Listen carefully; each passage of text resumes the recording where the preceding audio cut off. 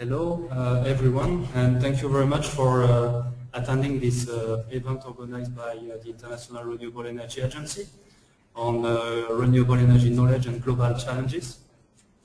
And today I'm very glad to welcome the distinguished panel that will be helping us to address this difficult issue. I want to let you know that this event is broader than the persons that are in the room. Today we are broadcasting the event. This is the first time we do that, as far as I know. So online we should have up to 600 persons connected. And this is why the presentations and the interventions will be done from this panel. And this is why you have seen the crew running around trying to connect cables, etc. Because we don't master very well the environment, right? We are not at home. Today on this issue of renewable energy knowledge, I would like to make a short introduction.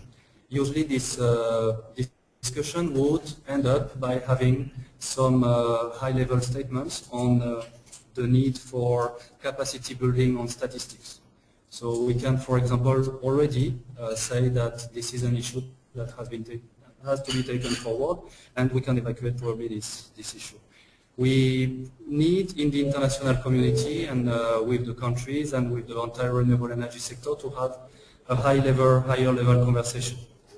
There are different aspects to this issue of renewable energy knowledge, and I will try to illustrate why this is an issue that is particularly complex to address.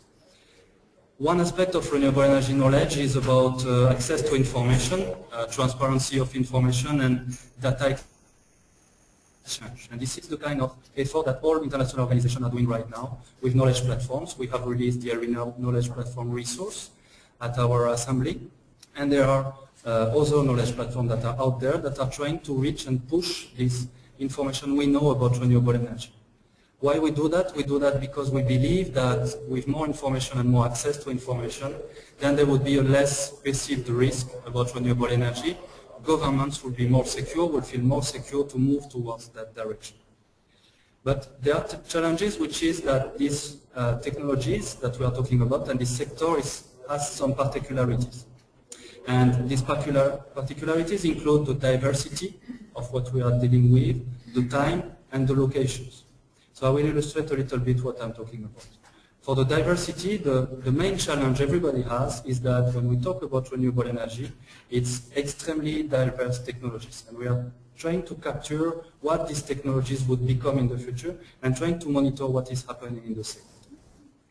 We also, each of us, we are monitoring the interaction of these technologies on multiple aspects, like grids, interaction with energy market, policies, socioeconomic impacts, cost, and those are some of the elements we attempt to monitor. About the location, when we look at the renewable energy market as a whole, we see a global trend towards growth. So we could conclude that renewable energy are successfully expanding. What is interesting to look into are the geographic location of this growth. And what we see is that a single technology or a single market may not be the market leader of tomorrow. For example, if you are talking about wind, who would have thought that Brazil and South Africa would be extremely dynamic markets? 10 years ago, that would be leading the discussion on technology transfer, local content requirements, new policies, for example. So when we are talking about knowledge, what we need to do is to be able to be in the position to capture these trends and to be in the position to predict what will happen so that we can position these monitoring schemes that we have in order to capture what will happen in the future. Time also is the essence. The pace of development we have is extremely tremendously impressive, and we have growth rate of 20–30%. In some markets, for some technology, we can face 1 year growth of 100%. And the issue is that for official statistics, when we capture this growth, we can have up to a 2-year delay. So how can we capture this dynamic in almost real time for these markets? And what we see is a trend to do differently with statistics, for example, not only to capture the national energy statistics from the country, but to complement that with the work that is done by industry associations such as WEN21, for example.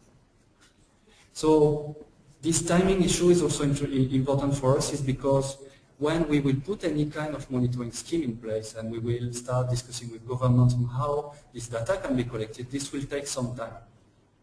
And this time delay in the you know, between the decision or the identification of the issue and putting actual monitoring of the issue and being able to deliver conclusions on the issue is 2, 3, 4, 5 years. So what we are talking about today is basically how can we be in the position already to predict what we will be doing in 2015, 2020. And we see the next phase of the biannual program of ARENA is around the corner. So if we are talking about a new knowledge program within ARENA, we are talking of what we will be doing in 2017 already. So we need to think in that dimension. Where will we be in 2017? What should we monitor today in order to be able to capture what will happen in this market? So that's some of the issues I wanted to share with you, and that's why we are very glad to have on the panel today our colleagues from the international community that are also addressing these challenges, and we have a common endeavor there. We need to team up and bring our energy to this common goal. Our first speaker would be Paolo Frankl from the International Renewable Energy Agency. I've asked for the bio for the exact title. You switch? You think so? Okay. Christine Linz would be our first speaker. She's the Executive Secretary of REN21, Renewable Energy Network for the 21st Century, that is based in Paris. And she is very much one of our very close partners on data collection and statistics. We also contribute to the Global Status Report, which is a milestone, really a flagship report in the renewable energy community. So Christine, the floor is yours.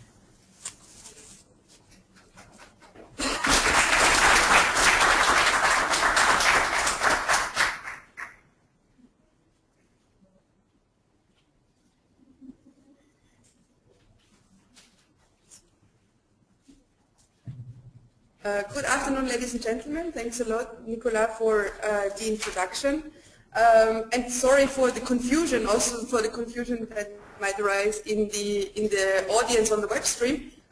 Paolo just suggested that I should speak first, because what I'm going to present to you is basically the status of renewable energy, and he will then follow up on the medium-term review and the medium-term outlook. And so we often speak in tandem, and then we normally do it in that way, not to confuse you to jump in time.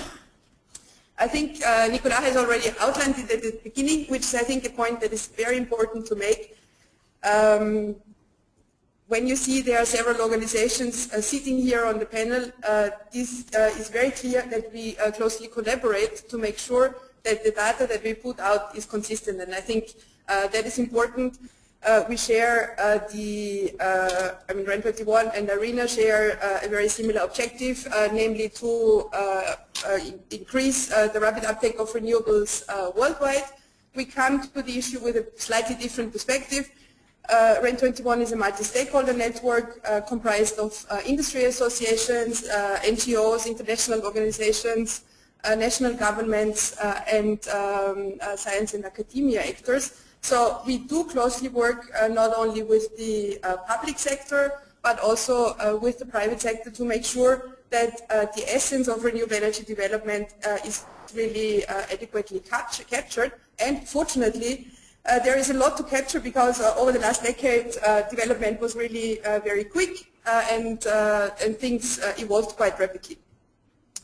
We actually, in November last year, celebrated our 10 years of existence, and at this occasion we issued a publication which is called The First Decade, the 10 Years of Renewable Energy Progress, which you can find here in the front if you wish, and that is providing a kind of synthesis of our annual global status reports.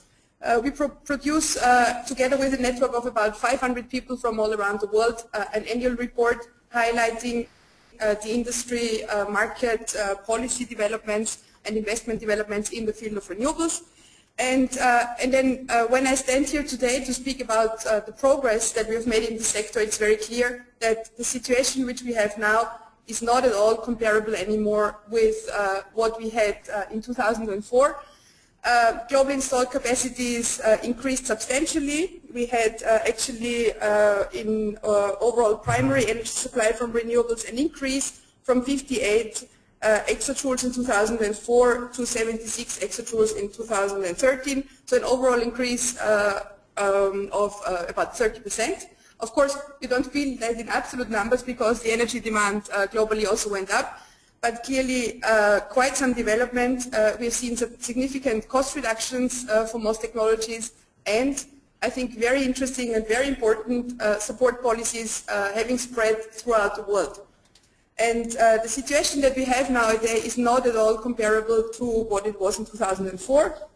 A decade ago, markets for renewable energy were mainly concentrated primarily in Europe and in the United States. Nowadays, the picture, as you see it here on the slide, is just very varied. And of course, different countries have invested in renewables out of different reasons, be it environmental concerns, be it industrial development, or be it security of supply issues. But overall, and this is also something that we highlight in this 10-year publication, we are trying to see the different drivers that exist on the different continents for developing renewables. And that is also something that is effectively portrayed when you look at annual investment numbers or net capacity additions compared to GDP. We know that human beings are competitive, not only in football, also in renewable energy. This slide highlighting the list of countries investing most in renewables is always quite a popular one. And when you look in absolute numbers, not surprising, you'll see I would say the usual suspects: China, the United States, Japan, United Kingdom, and Germany. However, when you look at investment and net capacity additions as share of GDP, then the list completely reads different, and you have there Uruguay, Mauritius, Costa Rica, South Africa, and Nicaragua. And that shows that effectively developing countries, emerging economies are rapidly catching up, and renewable energy options are becoming a crucial solution in these parts of the world. So in the last decade, I would say the success story of renewables development was clearly the power sector, where there we saw about a 7-fold increase for renewable power capacity, excluding hydropower. We saw costs for many technologies decreasing, and effectively quite a changing situation over this decade. Today, renewable comprise about 27% of global power generation capacity, and about 22% of global electricity was produced from renewables. We see that in some countries, variable renewables are achieving high levels of penetration. For example, throughout 2013, wind power met 33% of the electricity demand of Denmark, or 21% of the electricity demand of Spain, and solar PV met about 8% of the electricity demand of Italy. So we see that we have examples where variable renewables achieve quite a high penetration in the electricity sector, where of course the integration of these sources of renewables and grid management issues are becoming more and more important. So overall, quite successful development in the field of power. When it actually comes to heating and cooling, the situation is evolving, but still we have a relatively small share of renewable energy produce a relatively small share of renewables in the global final heat demand of just about 10%.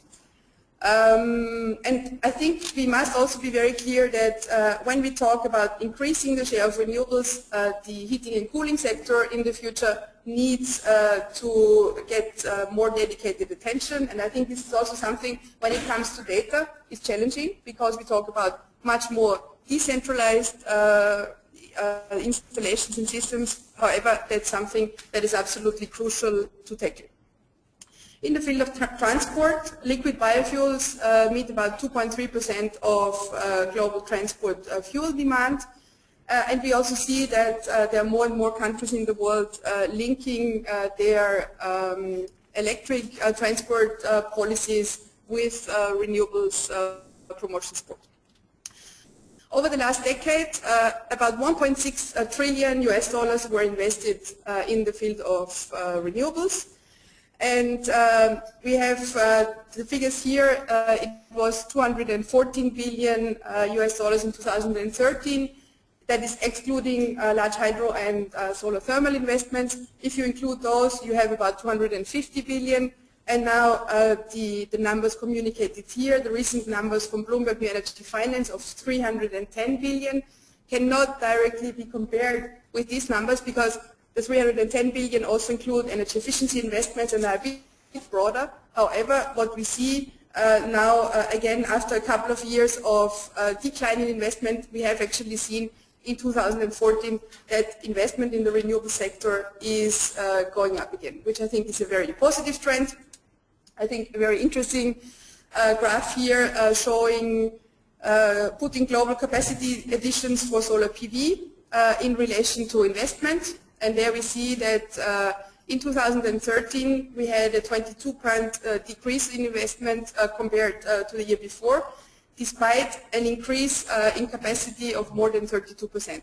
So installed capacity went up, investment went down, which shows that prices for modules went down significantly. And of course, that opens new markets for, especially in the emerging economies, where we clearly see that in the last years, increase in renewables was mainly coming from developing countries and emerging economies, so from parts of the world where energy demand is still significantly increasing, where the traditional renewable energy markets, North America, Europe, were a bit slowing down in the years to come. And for example, in 2013, China invested more in renewable energy than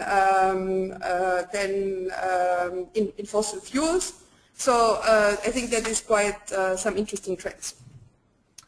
Again, here on the job numbers, fortunately, IRENA is providing their looks into this in very much detail and is providing the numbers. So the IRENA figures for 2013 were that 6.5 million people were employed in the renewables industry.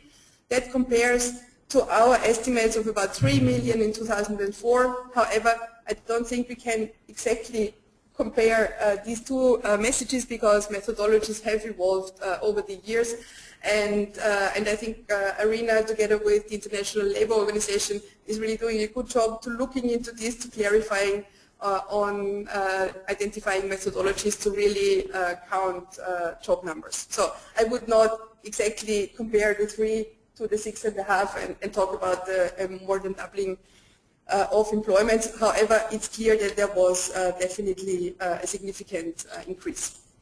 Something that we are also tracking, which I think is quite interesting, is the renewable energy policy landscape.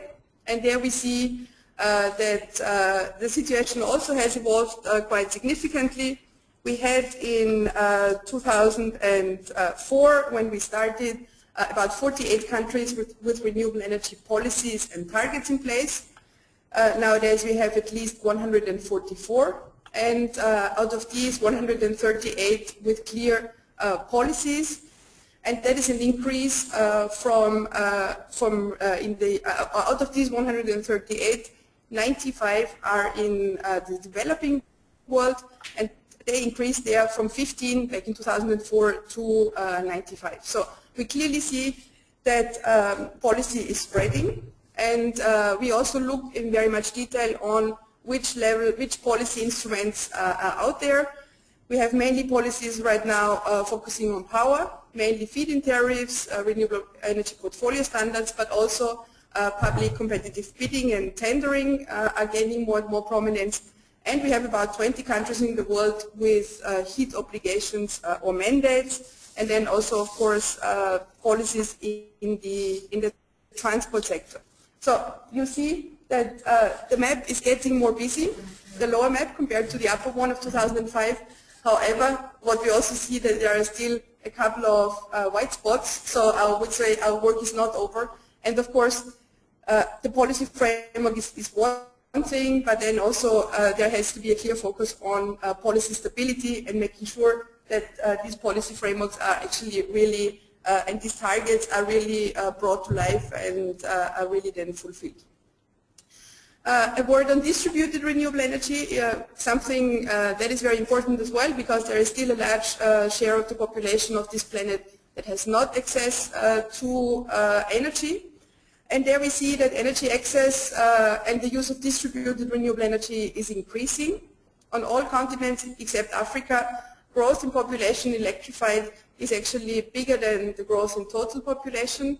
However, in Africa, it's still the other way around, and there's still a lot of way to go. We see that rural energy markets are increasingly being recognized as business opportunities, and we see development of business models and also technical solutions such as mini-grids. However, I would say there is still quite a way to go. On what the future will hold, of course, it's, we don't have the crystal ball, we do not do our own scenarios, but what we did in the report that we published 2 years ago here in Abu Dhabi was to look at perspectives about what people believe on how the future of renewable energy will look like, and we also did some analysis of scenarios where you see on how different organizations perceive the future of renewables. We also see here the objective of sustainable energy for all, of doubling the share of renewables, for which IRENA does a lot of work with its remap exercise. But there's just one thing that I want us to keep in mind and to take a lesson, and that is clearly that I think in the past we did not always get it right. We have clearly seen that historic projections sometimes fall short, and here on the slide you see that the World Bank, for example, in 1997 predicted about 6 gigawatts of wind for China, in China for 2020, and there were about 60 gigawatts reached a decade earlier, so we had about nearly 60 gigawatts installed in China in 2011. And I think that just shows us that the scale of the challenge is quite a big one. There's a lot of information out there. I think that the future will hold a lot of importance for more rigorous integration of renewables, integration into within policy, but also within grids. We definitely have to secure long-term and differentiated stable policy frameworks. We need to get greater attention to heating and cooling and the transport sector, and last but not least, we need to put the focus on improving energy data to provide our decision makers with the right messages. From our side, we really call for including in this exercise not only the formal data of governments, but also the informal data from NGOs and from the industry. And I think there is clearly the need for continued strong cooperation in these areas, because only all together we can formulate a message that we then can get out jointly and make a strong call for renewables for the future to go. Thank you very much.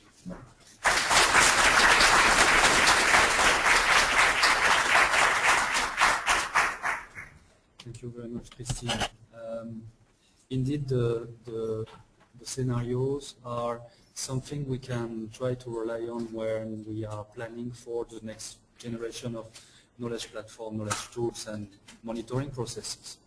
And what we see is that if we rely only simply on the scenarios, what can happen would be that we could miss something that is happening on the market. Some scenarios are there as the best guess that we can provide, and the most powerful model cannot predict exactly what the future would be.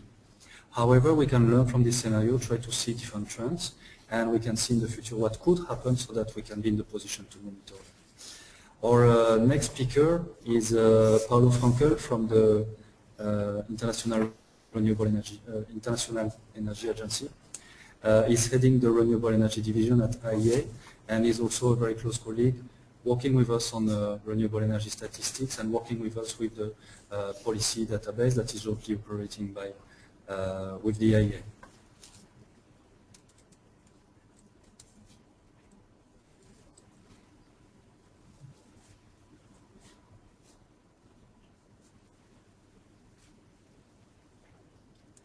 Paolo, the floor is yours. Thank you so much. Thank you. So first of all, I would like to thank Nicola and the other IRENA colleagues for inviting us to participate to this event. I would like to add that for us the resource initiative is very valuable, and I think at the end of my presentation you will understand why. It's not my personal opinion, it's also higher up in the hierarchy of the IEA, this is recognized. What I want to shortly present to you, and this is why I always start where Christine finishes, is our medium-term market report for the year 2014. Now this document provides a forecast, not a scenario. It's a different, totally different document from our famous long-term scenarios like the World Energy Outlook and the Energy Technology Perspective. This medium-term market report for renewables only exists for 3 years now. It's the 3rd edition, and it has elevated renewables at the same grade of gas, coal, and oil. We publish all these medium-term markets over the year, and they are fully consistent. To be honest, 90% consistent. Let's say almost fully consistent.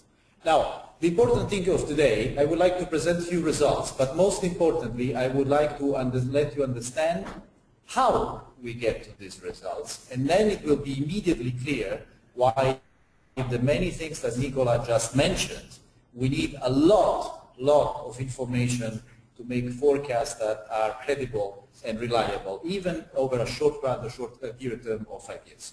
So this is one example of our results. This is on renewable electricity. This is what we forecast for the next 6 years. This time we did it for 6 years at 2020.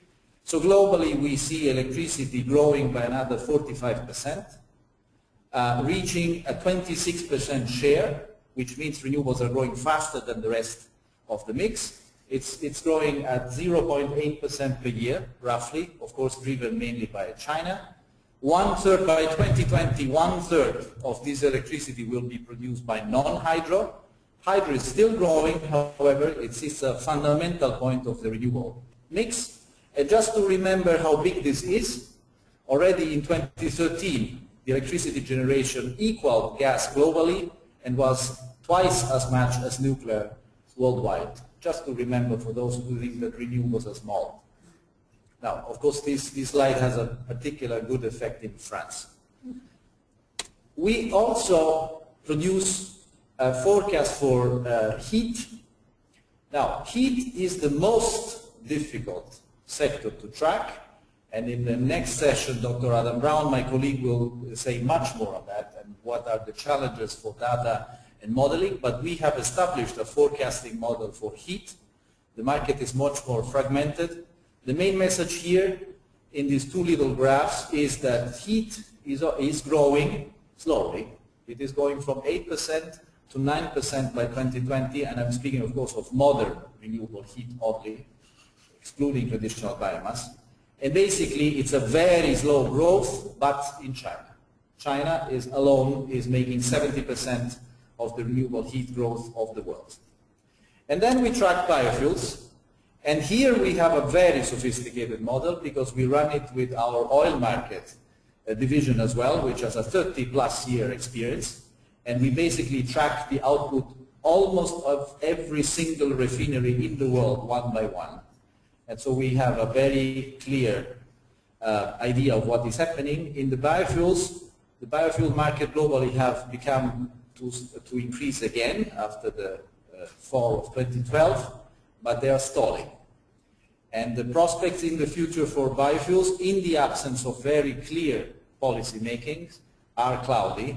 And now with the oil at lower prices, they are even cloudy. That's the only real sector in the renewables which is really affected by a lower oil price. Electricity and heat are much more. The nuances are many, and they are not necessarily directly negatively affected. The situation is much more complex. Now, but I will not go more into detail. I want now to spend more time to explain how do we do it. Let's start with power. And from the power alone, you will understand how complex it is.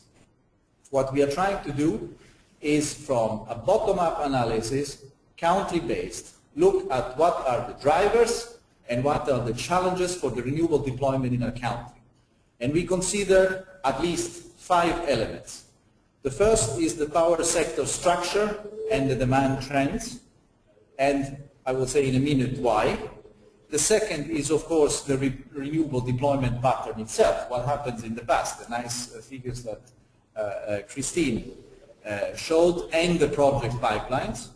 The third is the policy, and of course this in the context of the overall mix of the country.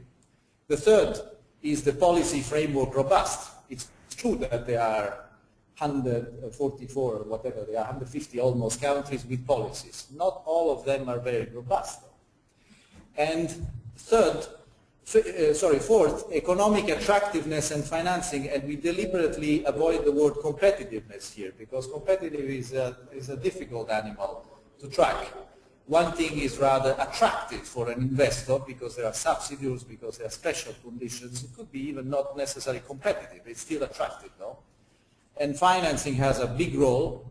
And fifth, certainly last but not least, grid and system integration, and not by chance in this slide you see the map of Japan, because this is the single most important barrier for renewables in Japan, is that the market areas are fragmented between 10 vertical integrated utility markets that are weakly interconnected, and so the balancing of wind and solar is particularly difficult in that country. Now, the first thing, why do we look at GDP? We start actually from GDP demand. And why that? Because there is an incredibly good correlation between GDP growth and electricity growth. And the interesting thing is that this correlation is stronger with electricity than energy in total. And if you look at in different regions of the world during a quite long period, as it is shown in these different graphs, this comes from a Latin American conference, so apologies, we don't have this for this region, but in general, there is a clear relation between the GDP growth and the electricity growth in a country. And of course, the electricity growth in a country will be strongly influential whether the prospects of the renewable electricity growth are also good or not. And there is a huge difference between what we call the dynamic systems, that is countries where the energy and the electricity demand is growing strongly, and the stable systems like most of the OECD countries where the growth is slow, is stagnating, or in some cases it's even going down. So this is one. Nicola mentioned you need to look at shifting market pattern, and I didn't say that. I show you these nice graphs that overall globally grow, but if you go on the locations, you will see a much more bumpy patterns. Things go up in some places, the year after they go down. They shift very quickly from one country to another, and the most difficult thing to track, I would say, is PV. It goes very, very quickly from one country to another, depending on the economic, but also the policy and regulatory conditions. PV in general in the past was mostly a European story. Now it has become an Asian story, but even as we stand now, we cannot exactly say whether the first market in the world this year will be Japan or China, just to tell you an idea how difficult this is to track. Now, so this is going very quick, and you need a lot of information to track this. I have to mention that for that, the IEA implementing agreement on photovoltaic power system together with EPIA is doing a fantastic work in tracking something which is really difficult to track. Now, some of these big bumps and geographical patterns are determined by policy. Now, policy certainly has been a very supportive factor in the past, but it has also become a problem, and it's actually becoming a risk, probably the risk number one as perceived by investors. And I want to show you just 2 examples. The first country is Spain, where of course after the retroactive measures, the PV and the solar market in general were just destroyed, and some would say that these small green things that we still have there are too optimistic. And another perfect example is the United States.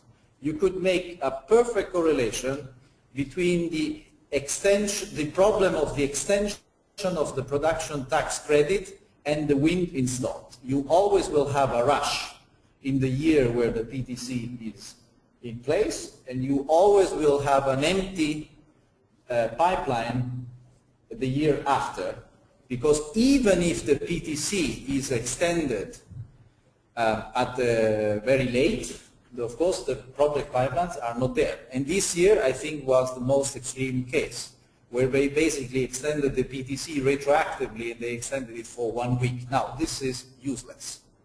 We tell this the Americans in our governing board, so no fear to say that here. Now, this is why we tried to improve our IRENA renewable policy database that we managed together and integrate it with some new visualization tools that put on the same time scale the different policies that are put in place together with some indicators. Now we have it to improve in the visual way because of course the note with the statistics exactly on the place where there are the nice trends is not perfect, but anyway, these numbers are the different policies when they were introduced, and so the people can have at least a first visual interaction if there is a correlation between how the statistics, how renewables are deployment, how other indicators are deploying in function of the moment where the new policies were introduced. Now, of course, it's not a perfect correlation analysis, that's obvious, but it is a first direction, I think, in the good, in a first step in the good direction. Now, since this year, we track investment. We started with the renewable electricity. These are closer to the asset investment of REN21, almost fully consistent. They cannot be compared directly with BNEF, which tracks different things at different times in the scales. Now here, in that figure, unfortunately, we see the bad news of the green part, which is the massive decline of investment in renewables in Europe since 2011. And the fact that we don't see this, we see this stabilizing, but we don't see this recovering for a variety of reasons, which I will not go into. It is true, investments are stabilizing for two reasons. One is a good reason, the system costs, notably of PV, are going down. But we observe at the moment that, and we don't have a positive outlook for the next 5 years, in the sense that we see annual additional capacities stabilizing. And this is because of two main reasons. One is policy uncertainty in many OECD countries, in particular in Europe. And second, in the emerging economies and the developing world, where there is much more prospect, there are still a lot of economic and non-economic barriers in place. So for the next 5-6 years, we hope policies will change, but if they don't, we see basically a slowdown of the growth. Overall, totally it's growing, but it's growing in a linear way and not anymore in an exponential way, how it was in the past. And this is what we would actually need to be on a perfectly 2 degrees climate change path. Now, to make this assessment on costs and the projections on investments, of course you need to look at system cost over time. So we try to track, and here we see, I show it per region, but we try to track system prices per technology, per country, and then aggregating. And the system prices are extremely diverse. And IRENA is doing a fantastic job also with the Costing Alliance, trying to track this diversity with thousands of data. And this is one thing. I was just speaking with Michael before, and I was asking, are you trying to do additional analysis to understand why a PV system in Japan costs 4 times than in Germany? And I think that's the second part, which is based, of course, on this information, which I think will just trigger more and better analysis in the future. Now, if you have the system prices, then you can start to ask the question, is renewables competitive, and it becomes incredibly complicated because you have big ranges of renewable generation cost to be compared with new fossil fuel generation, but that's not the end of the story. If you go to stable systems like in Europe, you have to compare it with the market prices, and then you immediately understand why renewables, even if the cost decrease, are not competitive in the wholesale spot market in Europe. And this is why we need still a policy intervention.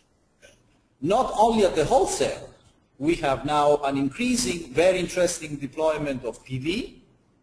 And then in order to look at the attractiveness of PV at the residential level, you have to compare it with the variable component of the retail electricity price which is in place in the country.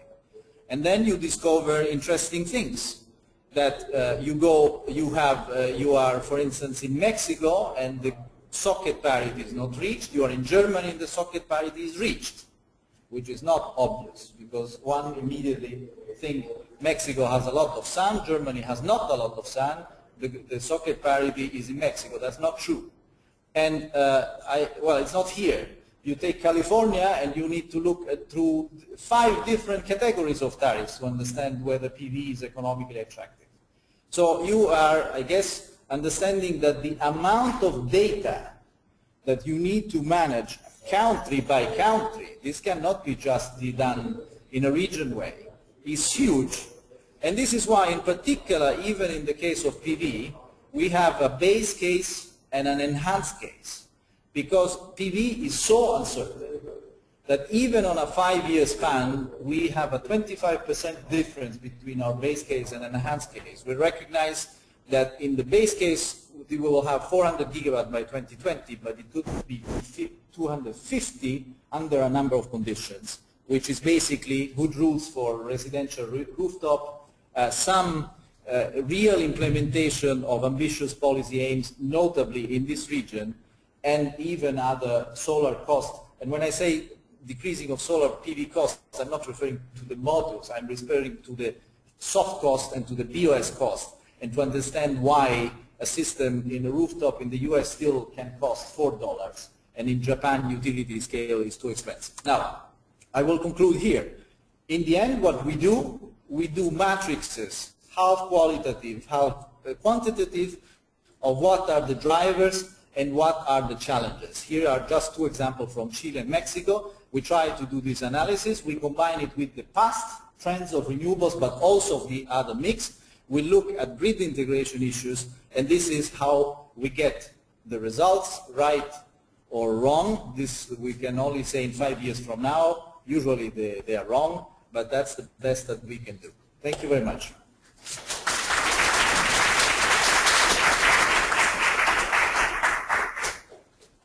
Thank you very much, Paolo. So as you can see from the presentation there, the challenge of the scale of what we are talking about is extremely immense. And when we are talking about information, collection of data, very much each of our organizations will have to do its share. What will happen is that you cannot address the challenge as one organization. So that would be the work of the entire community to put forces together so that this renewable energy market can be monitored as well as the traditional energy market. So that again, the risk on the investment would be perceived as lower. So this is where you need exchange and you need data exchange. And this is very much the work of Martin Hiller from RIP. And the first time I met with RIP, they were talking about this open standard for sharing information. I didn't very much capture. For me it was very much an IT issue, and I didn't really capture the issue. But now I understand. If you want this organization to collaborate, what you need is a common language. And this is where RIP is coming into the play. And they have made a tremendous work to define the terminology so that this organization knowledge platform can talk together. And they are not pushing a new module that is pushing the terminology for the climate-related issues. If we use the work properly of what RIP has been doing, our platform would be stronger and would be able to interact. And as decision maker, you would be able to access all this knowledge through any access point. You would be able to take your decision without knowing which organization has been doing what. You can source the content, but you don't have to search through all these portals that we have. You can start having a body of knowledge that is common to the renewable energy community. So that's why this work is so important, and I'm very glad today to have Martin to present us the work of Renewable. Thank you very much.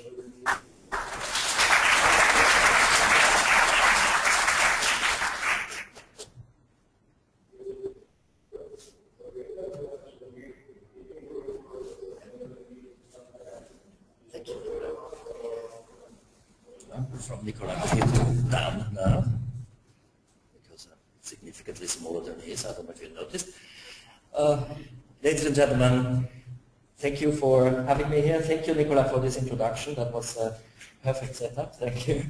I want to talk a little bit about REAP first, so that you know where we're coming from and why we actually work on knowledge. And then I'll introduce the climate knowledge brokers. So this is slightly different now to the two presentations before, a knowledge management issue as to how to actually deal with large numbers of data from various sources, and I will then go into the climate tagger, which is a tool that is taking off very fast at the moment. And of course I want all of you, online and offline, to be very enthusiastic and interested in that tool. REAP was founded in 2002. And in our 12 years history, we have a name as a funder of projects in developing countries, originally very much focused on emerging economies, today very much going into middle income and lower income countries, both a portfolio of enabling environment policies and also a portfolio of enterprise funding.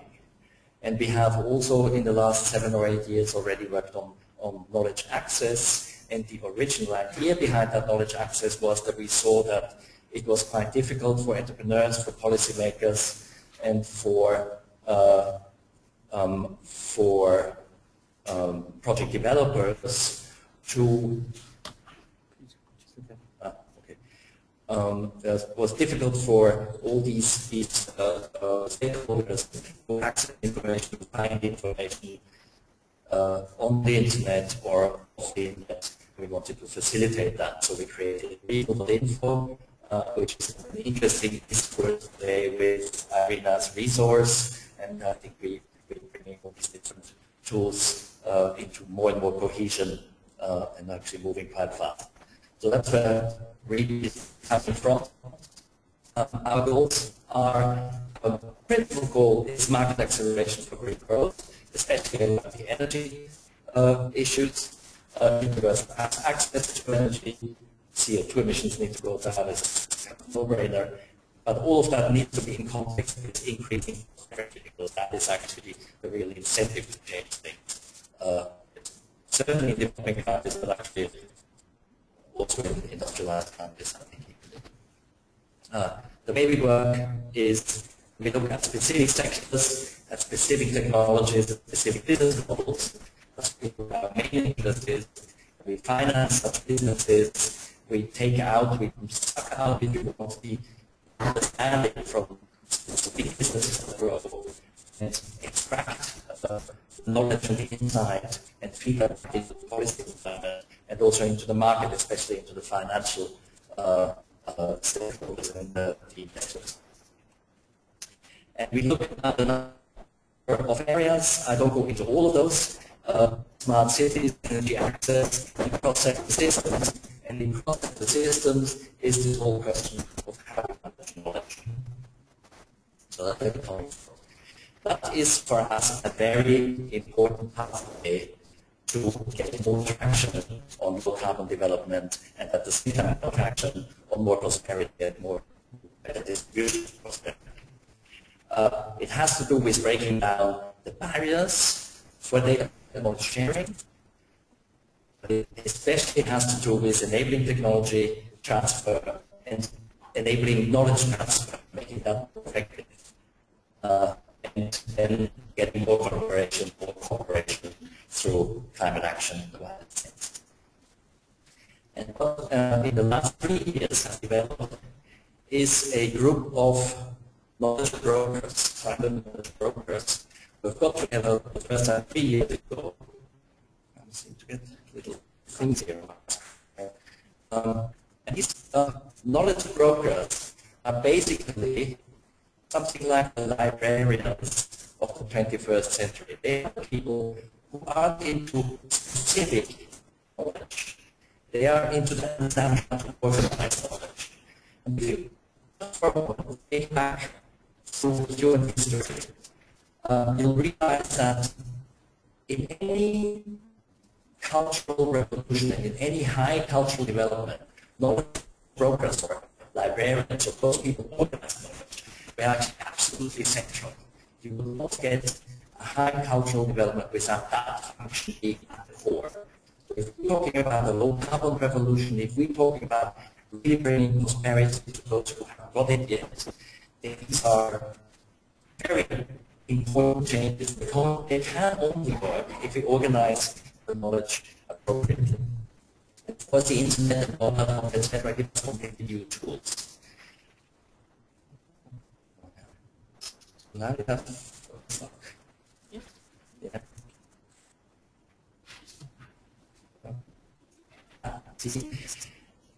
it's really necessary to really how to organize information because information quantity is growing so much. I mean, you've seen the quantity of data. Paolo was mentioning the quantity of data that Christine is working with, and those are just two examples, right? But if you've seen the amount of data growth over the last few years, you realize a new system of ordering is completely necessary.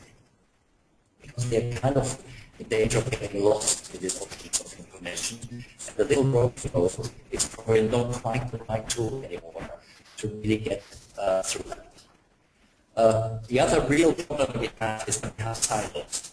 If you look at upcoming issues like the water, energy, food nexus, go into any country and look where do the energy data sit, and where do the water data sit, and where do the food and agriculture data sit. They are in completely different places. They are often in completely different units. They are presented in different ways, but we depend on bringing them into a cohesive system in order to tackle them together. And of course then finding the right information is difficult. I like this slide because you all know the notion of the information highway, and the difficulty is that the information highway today looks more like an inner city road network without very much regulation, and you really don't know which highway to take to go to which place anymore. So how do you get order into this? There are many organizations producing information. This is an extract of all the organizations that are now already contributing to the Knowledge Brokers Group, Climate Knowledge Brokers Group, and you will recognize probably some of the logos. Those are all relevant organizations, and all of those organizations produce a lot of materials and a lot of data. So the Climate Knowledge Brokers Group, the access is to tackle 4 challenges. First of all, and incredibly important, understanding user needs. Very often you talk to a project developer or a project officer, a program officer, they say, well, for communications, we're going to do a website. We have hundreds, if not thousands of websites going up every day. People don't find these things anymore. It's not necessarily the right thing to fulfill user needs. So you need to assess what the users actually want. How do they want the information delivered? Signposting the right platforms. Getting people to find the right information by referring. Connecting climate websites. Very important so that you actually can, the user can actually get data from different places in one shot. So it's a one-stop go, if you want, for the user, a very simple way of accessing information from different places. And then, again, hugely important and not done very much yet, learning from each other. Everybody has developed websites. Everybody has developed web portals. Everybody has developed tools. Everybody has gone wrong many, many times. People try to forget this and do the next thing. Can we actually get a kind of peer review system and the peer advice system going that works like that? And that's exactly what what the CKB or Climate Knowledge Brokers Group is doing. So the Climate Knowledge Brokers out of these organizations are working towards a climate knowledge grid. You will have different organizations, always their own right, always their own ways of presenting information, but they're organized through a grid-like structure. They have a common vision. They work together on connecting their different tools and getting funding to do that. It's becoming an issue that's also for donors becoming more and more relevant. There are the communities of practice, that's a peer review part, and there are shared tools. And I would like to go into one of the shared tools to explain a little bit what's happening. It's a tool that's available now and that all of you can actually work with. It's called the Climate Tagger, and it's based on the realization that in order to get more order into this chaos, we need to sort out the terminology. The terminology that is being used in the climate field varies a lot and is very inconsistent, and we need to address that. So we need to increase the consistency and the connections between the different words, and our answer in the Climate Tagger is a very, very simple one. We standardize tagging, we standardize keywording. It sounds simple, it isn't quite as simple as that, but it is incredibly important. Because if you think how tagging is done today in very big organizations and in small organizations, you go and give it to, no offense please if anybody is an intern here, you give it to a bunch of interns who come from different cultures, from different languages, who have different professional background, who may be differently overworked, and they should now kind of filter through the next 200 documents to get the appropriate keywords out. It's not possible. It's actually quite unfair to ask that. And it's certainly not delivering a consistent system where you can start to compare the different documents. So what the Climate Tagger does, it's installed in knowledge platforms, and it can work with documents from anywhere in the world, and it can work with all kinds of documents, knowledge management systems, reports, web pages, you name it. Any kind of unstructured text can be structured through this tool. This is a piece of software that does exactly. It's called API, if anybody is an expert on that. It's a piece of software that needs to be installed in a knowledge management system. And it's relatively easy to do that as well.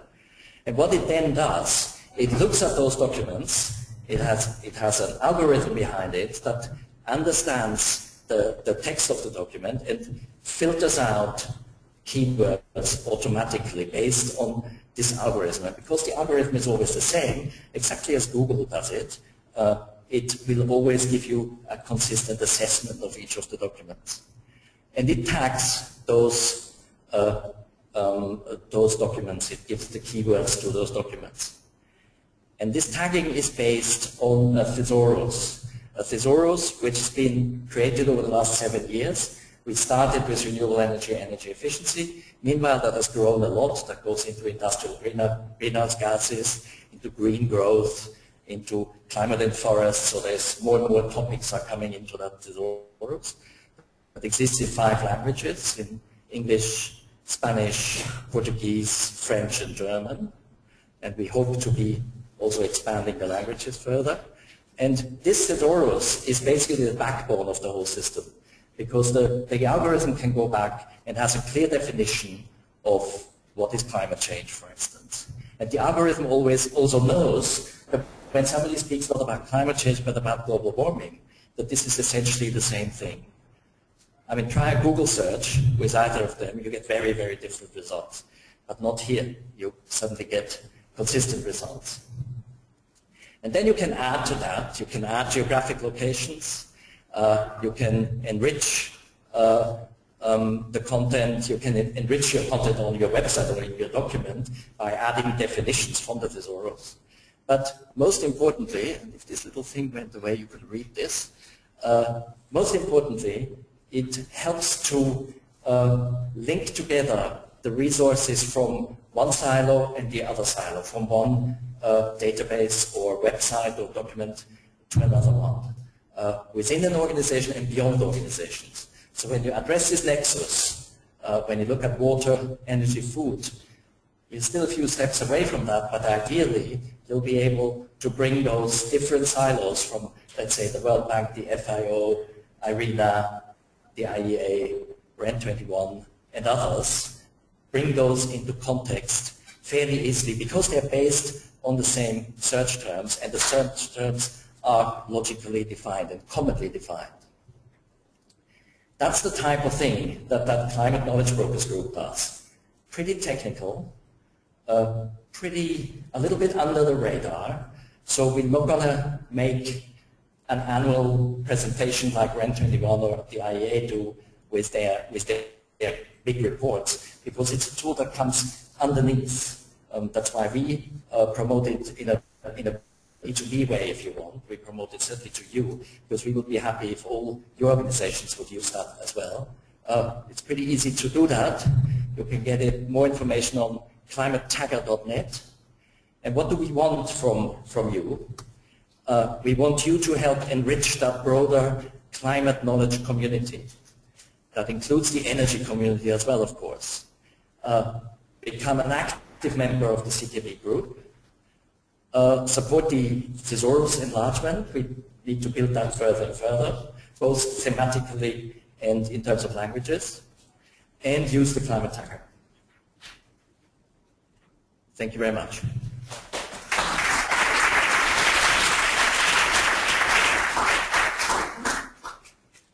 Thank you, Martin, and thank you for putting the logo of ARENA to the Climate Knowledge Brokers Network.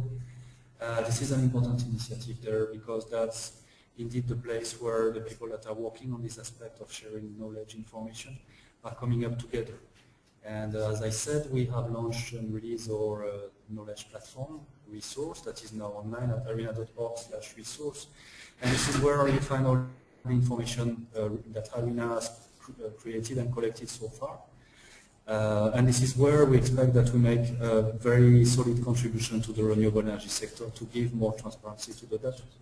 What we know as well is that resource will have to expand very quickly in order to cover what ARENA does not cover yet, and probably part of this information would be in this Climate Knowledge Brokers Network. And this is where the story of standard will come in, and we will have to have a common language to exchange the information. That's why this issue is so important indeed. Mentioned in the presentation from Christine and from Paolo is the aspect of regional activities. And basically what we see in this market we are talking about, renewable energy, is the dynamism, is the shift that you can find between different regions, is the fact that the policies are put in place very rapidly, and you see markets surging very quickly. There are a number of activities that are happening in the MENA region. So you see what's happening in UAE with a strong development of Masdar Institute and solar. You heard about what the thunder in Dubai. You heard of what Saudi Arabia is happening, and this is true for the whole MENA region, where there is a very strong activity to grow renewable energy. This aspect of knowledge for the topic we are in means that we will have to foster regional activities. So to look at collecting information, not only at a global scale where we would think that there is a one-size-fits-all approach, but we will have to tailor what we do to the concerns of the regions. And this is where organizations like RECRE come into play. So I'm very glad to have today Tarek and Taha from RECRE. Dr. Tarek is the Executive Director of the Regional Center for Renewable Energy and Energy Efficiency, and RECRE is one of our very close partners on many aspects, including capacity building, including the Global Atlas for Renewable Energy. I'm very glad to have you today.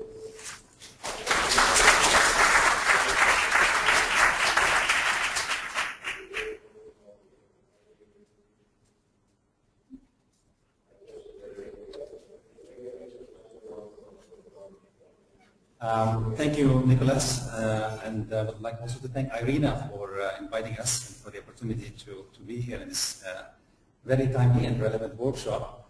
I think I was very much inspired with Martin's intervention on the knowledge management and the knowledge broker role, because we struggled so much when we were developing our knowledge management tools with many of these issues that he raised, and I will allude to them as I go through my presentation. Just for those that don't know about RECRE, and just to go very quickly on our mandate and what we do, we are, as a regional organization, working mainly with the Arab states with the main purpose to help and work with our partners in the member states for enabling a business environment or a policy environment attractive for renewable energy and energy efficiency, both types of investments. And one key mandate of our work is actually to monitor the development of the markets in the region or the shifts in the market and the policy environment. And so that's why we do quite extensive investment from our resources on understanding the changes that happen in the region and the information back end to be able to develop this understanding. So in my intervention here, so I will just touch very briefly on what we in RECRE in terms of the tools that we use to do this kind of monitoring and to understand the shifts in our member states in terms of business environment development, policy evolution, deployment of renewable energy, the kind of tools, and we will also highlight some of the issues that we are not able to monitor, but we think that they are important to monitor, and also some of the issues that in the pipeline that we would like to look at, because this also helps us to see, okay, where are the areas where we can cooperate with our international partners in creating additional tools that, or actually brokering tools that actually bridge between the missing information links. Generally, what we have in RECRE, we have two main instruments or tools that we try to, at least on a periodic basis, where we try to monitor and observe the changes in our member states. One is the Arab Future Energy Index, and we produce two reports under this tool. One is related to renewable energy, and the other one is related to energy efficiency. And it's this kind of tool works also with another sort of online database structure or information management system that we just launched called the TAPAWISE. And the TAPAWISE is more to capture the statistics and the data and information about each of our member states. So it's, let's say, I would call it raw data. And the AFEX is a more analytic kind of product. So in the AFEX, we look at the progress that our member states do making in relation to the business environment for renewable energy, and we have a client in perspective. We're looking at the investors in perspective. So we develop from the perspective of industry and an investor that wants to invest in our member states, and we try to give the information to communicate to them what is the situation in our member states. While the TAPAWISE is a more sort of, as I said before, is a more raw data. I will actually invite my colleague later on to take a deeper look at these two instruments, because on the basis of these two instruments, we actually find a lot of opportunities to cooperate and exchange information with our international partners. For example, in TAPAWISE, we look at renewable energy projects, and this information we share it forward with REN 22 initiative. Likewise, in the TAPAWISE, we make a gateway on the Solar Mid Atlas, which we work also with REAP on that. So these are sort of more localized instruments, but then from them we actually create the opportunity to cooperate with our international partners. So with the permission of Nicholas, I will just ask Murzat, my colleague, to come on forward and just give us a brief, more detailed sort of picture of what are the kind of indicators that we explore under the AFEX tool, and why actually we do these, track these indicators from a decision point of view to our member states. Thank you. Just to complete the story of tracking renewable energy knowledge in the region, these two tools, we have two projects at Recruit that we do on a periodic, consistent manner. Besides these two tools, we have, of course, a number of studies, ad hoc projects that look into different aspects of renewable energy development in the region. So what I will talk next is about AFEX, or Arab Future Energy Index renewable energy component of it. It is, like Dr. Tariq already said, it is a benchmark report. It's an analytical tool. We launched it for the first time last year, and we compared 13 MENA countries across 25 indicators. This year, the AFEX renewable energy is going to be launched in 1 month or in 1 month period, and we have included now 17 MENA countries. So in 1 month period, you will see the results of the 2014-2015 result. So the AFEX, we compare countries across 4 dimensions: market structure, and that refers to the power sector structure, policy framework, institutional capacity, and finance and investment. Why these particular dimensions? We focus only in the region, and we looked at the barriers and drivers that exist in the Arab states, and therefore we designed indicators having that in mind. So power sector structure is, we looked at what is the current structure of the power markets in the region, how open they are to the private independent power producers, how mature is the market of independent power producers in the region, in particular renewable energy IPPs. We also look a little bit at the issues of grid access, whether member states have policies in place promoting priority access to grids to renewable energies. In the policy framework, we look at the 3 things. One is the renewable energy commitment, where we look at the targets, at the policies in place, the strategies. Then we look at the supporting policies, what kind of incentives exist in place to promote renewable energy. And the last thing we look at is the subsidy reform, or energy subsidies, because we believe that energy subsidy has a direct impact and direct effect on renewable energy deployment in the region, and it is actually one of the bigger chapters in the report, because this region is one of the highly subsidized in terms of energy subsidies in the world, so it is an important topic. Then we look also at the institutional capacities, because we believe without proper institutions in place, you cannot really promote renewable energy. So we do dedicate time in looking what kind of renewable energy institutions are in place, what is the capacity of those RE institutions, what kind of institutional support is available to project developers, and this is it. And then the last one, the finance and investment, is more, it's more looking at the trends. How many projects have been installed, how much investment has been put into renewable energy. So in this particular presentation, I was not going to present you the results. For the results of the last year, you can go on the RECRE's website and download the report. It provides results by country, by each indicator. So it's on all these topics I just mentioned, you can find the results in the report. And last year, because we benchmarked 13 countries, the leader in creating attractive environment for renewable energy investment in MENA region was Morocco. Morocco was, it scored the highest.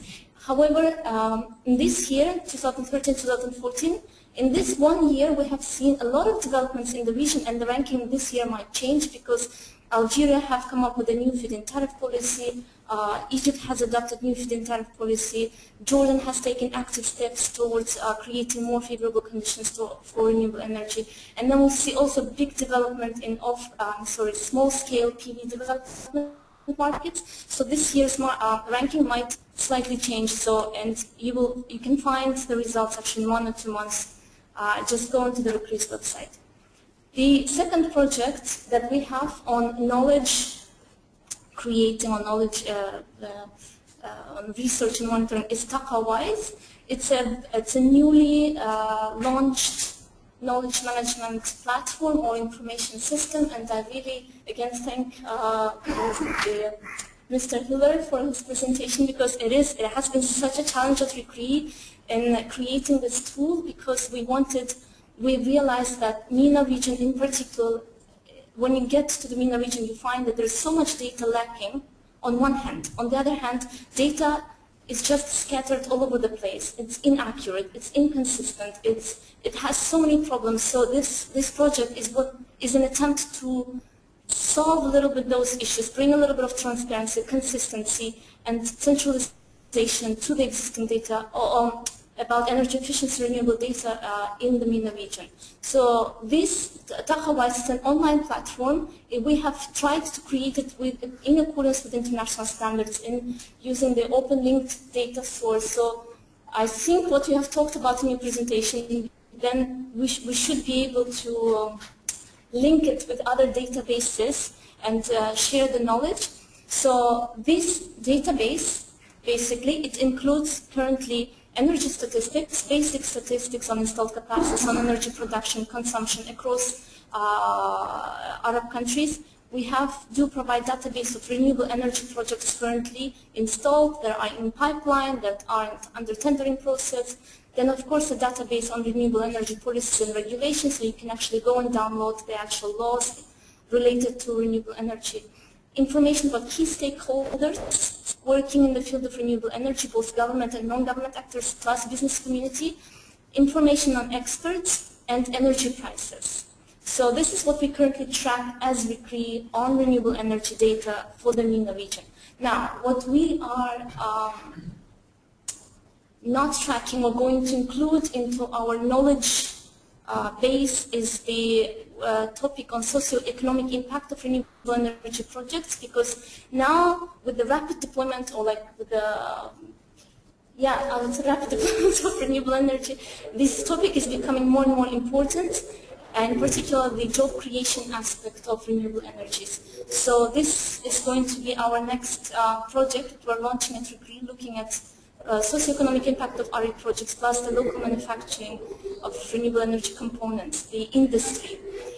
And we also have seen a big development in the small-scale PV development, so we're going to go into more detailed monitoring in this field and include more data points to monitor, such as cost, investment opportunities, business models, etc.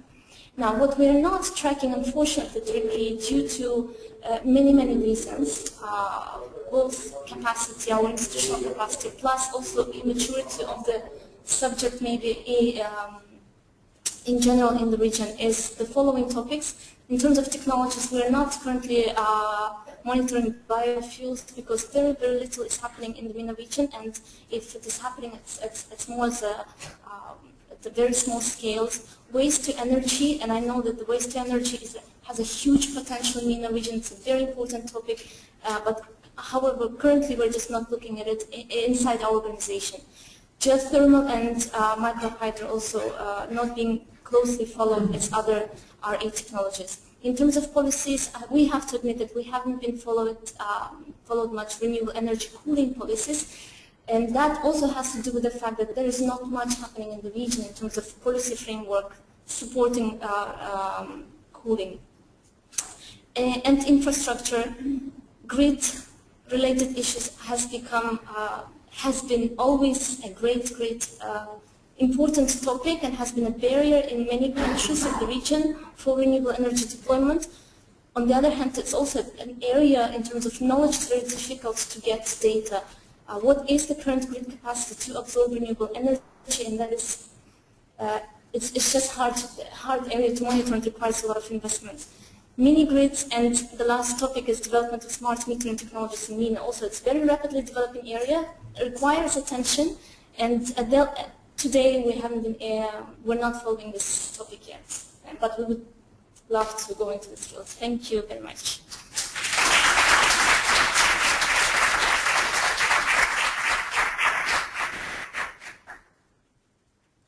Thank you very much.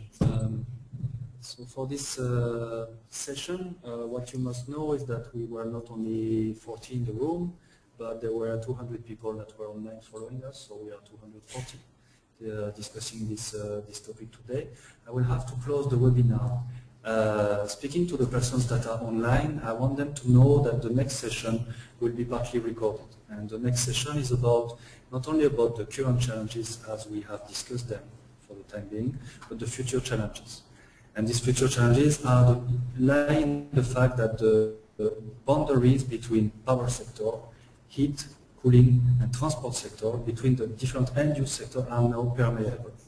Where we were monitoring renewable energy, and renewable energy were really small, we were monitoring these elements in isolation, and we were focusing very much on the power sector.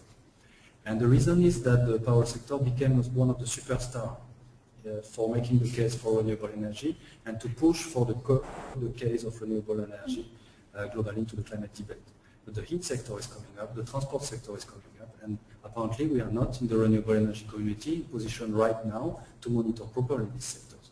So this will be the second phase of this workshop with an introduction from Dr. Adam Brown from the International Energy Agency. So I will now close the webinar, thank all the participants to the webinar, and you will find all this presentation uploaded on the web later, including the introduction from Dr. Adam Brown. For the audience that is there today, so the non-virtual audience, thank you very much. So there will be a coffee break in like 10 minutes. But before we do that, I would like to give a chance to every one of you to have a discussion with our experts. So do you have any questions?